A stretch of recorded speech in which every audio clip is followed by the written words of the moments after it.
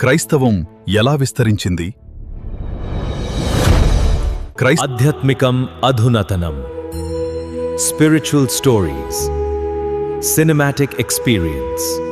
ఇక్కడే అసలు మార్పు ప్రారంభమైంది. ఒక చిన్న విత్తనం,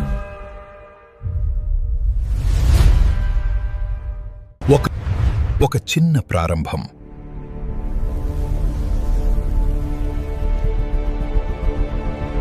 ఎలా దేశమంతా వ్యాపించింది?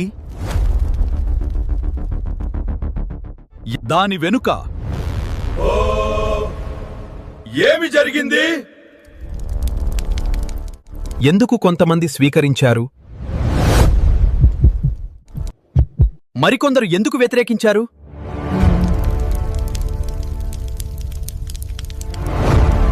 ప్రతి ఒక్కరూ ఒకే నిర్ణయం తీసుకోలేదు.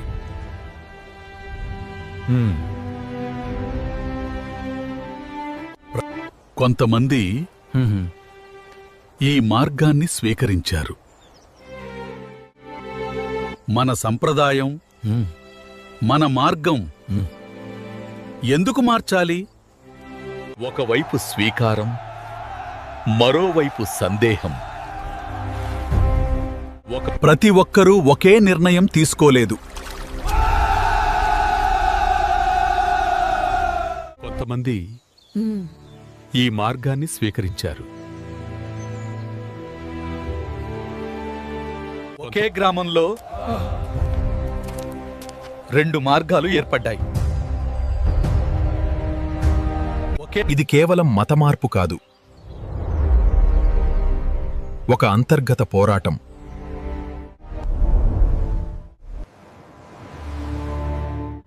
యూరప్ నుండి సముద్ర మార్గం ద్వారా వచ్చిన ఈ ప్రయాణం భారతదేశం వైపు ఒక కొత్త ప్రయాణం ప్రారంభమైంది. భారతదేశంతో కొత్త సంబంధానికి ఆరంభమైంది.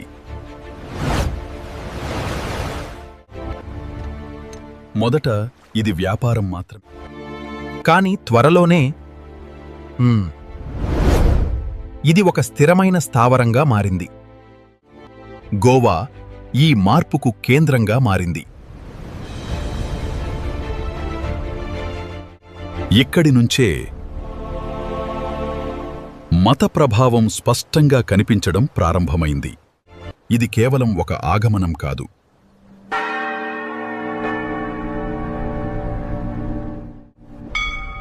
ఇదే భారతదేశం పాశ్చాత్యుల చేతిలోకి వెళ్లటానికి అవకాశంగా మారింది. ఇది ఇక ఒక వ్యక్తి ద్వారా జరిగిన మార్పు కాదు.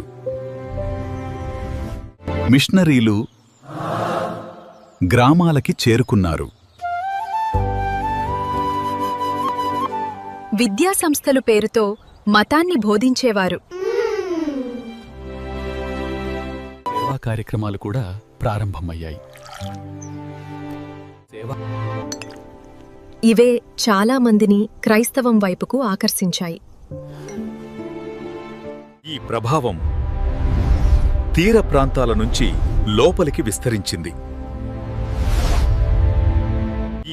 కొంతమంది స్వల్పకాలిక ప్రయోజనాల కోసం దేశ సంస్కృతి, సంప్రదాయాలను పాశ్చాత్యులకు తాకట్టు పెట్టారు.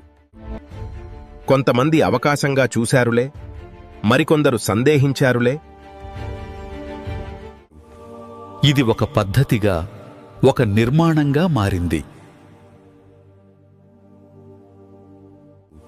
అక్కడి నుంచి క్రైస్తవం విస్తరణ ఒక వ్యవస్థ ద్వారా కొనసాగింది. ప్రతి మార్పుకి ఒక కారణం ఉంటుంటుంది.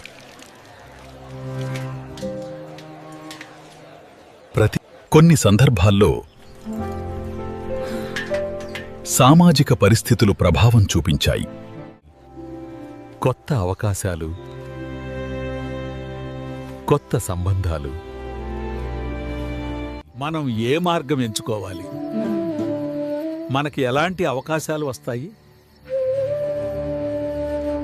ఇప్పటి వరకు మనం ఊరి చివర ప్రత్యేక బావి, ప్రత్యేక దేవాలయం, మనకెవ్వరూ మర్యాద ఇవ్వలేదు, దగ్గరికి తీసుకోలేదు. ఇలాంటి బతుకులు బతుకుతున్న మనకి ఇదేదో కొత్త అవకాశంలాగా ఉంది. కానీ మన సంస్కృతి, సంప్రదాయాలు, మనకి జన్మనిచ్చిన దేశం ఇవన్నీ వదిలేయాలి కదా. వదిలేయాల్సి వస్తే వదిలేద్దాం. ఇక దేశం కోసం అంటే మనం ఏం చేసినా ఎవ్వరూ పట్టించుకోరు. కొంతమందికి ఇది ఒక కొత్త ప్రారంభంగా అనిపించింది. మరికొందరు తమ సంప్రదాయాన్ని వదలలేదు. అవకాశం లేదా ఆదర్శం. ప్రతి వ్యక్తి నిర్ణయం వేరు. అందుకే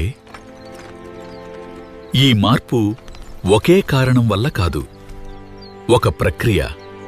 పోర్చుగీసులు రాకముందు గోవా స్థానిక రాజుల పాలనలో ఉండేది. 1510లో పోర్చుగీసులు గోవాను ఆక్రమించారు. అక్కడి నుంచి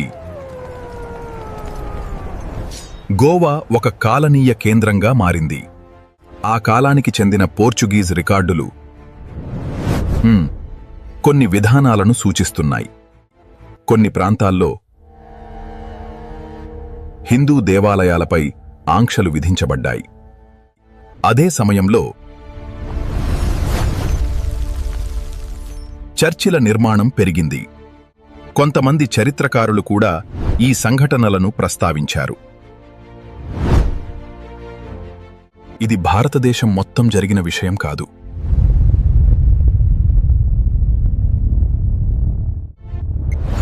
ప్రత్యేకంగా గోవా ప్రాంతానికి మాత్రమే పరిమితం. ఇది కేవలం మతమార్పు మాత్రమే కాదు, పాలన, విధానం మరియు సంస్కృతి మార్పుకి నాంది. ఈ మార్పు శతాబ్దాల పాటు నిర్మించబడింది. ఇది ఒకే విధంగా జరిగిన కథ కాదు. ఈ ప్రభావం కొన్ని ప్రాంతాల్లో మార్పులు తీసుకొచ్చింది, మరికొన్ని చోట్ల విభేదాలకు దారితీసింది. ఈ కొత్త మార్గాలు, కొత్త అవకాశాలు, కానీ కొన్ని చోట్ల విభజనలు కూడా. మతమా లేక మనిషి నిర్ణయమా? మతం